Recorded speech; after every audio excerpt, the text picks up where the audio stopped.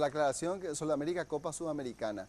Y este caso es sumamente pintoresco. Una mujer encontró un documento de identidad en la vía pública, lo tomó y no tuvo mejor idea que utilizar este documento para ir hasta varios comercios y contraer deudas. Lo que esta mujer no sabía es que la propietaria de este documento de identidad era una funcionaria del Ministerio Público. Un hecho que por lo menos debe llamar la atención. Jazmín García tiene los detalles. Adelante, Jazmín, comentanos. Sí, gracias. Y justamente ya queremos hablar acerca de esta mujer, quién es y cómo es que ella cometió este hecho.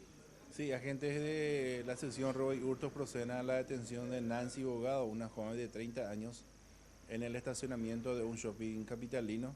Ella aparentemente habría utilizado una cédula de identidad para extraer créditos de diferentes entes financieros, de aproximadamente 35 a 40 millones de guaraníes en un monto global. ¿Dónde ella obtuvo esta cédula de identidad que era otra persona? Bueno, ella menciona que trabajaba en una discoteca, en ese lugar encontró el documento de identidad, esperó, siempre según su relato, esperó unos meses para utilizarlo ya que pasaba por una situación financiera un tanto difícil.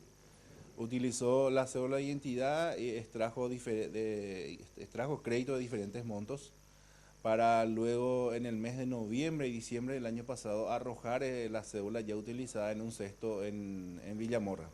¿Cómo logran identificarla y llegar a su captura? Bueno, gracias a los entes, hoy en día ellos realizan una fotografía de los clientes y gracias a ellos se pudo lograr su identificación. También así el cúmulo de facturas que le llegó a la víctima. Ella no contaba con antecedentes de casos similares. No, ella no cuenta con antecedentes.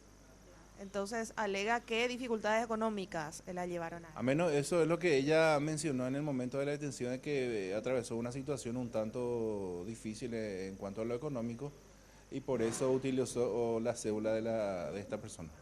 Muchísimas gracias y bueno, una señal de alerta también para aquellas personas que en alguna circunstancia pierden la cédula de identidad, estar atentas porque estos documentos a veces se utilizan para hechos ilícitos y afortunadamente también varias entidades financieras ya toman una fotografía del cliente al momento que va a solicitar un crédito y de esta forma ya se están dilucidando ilícitos de este tipo.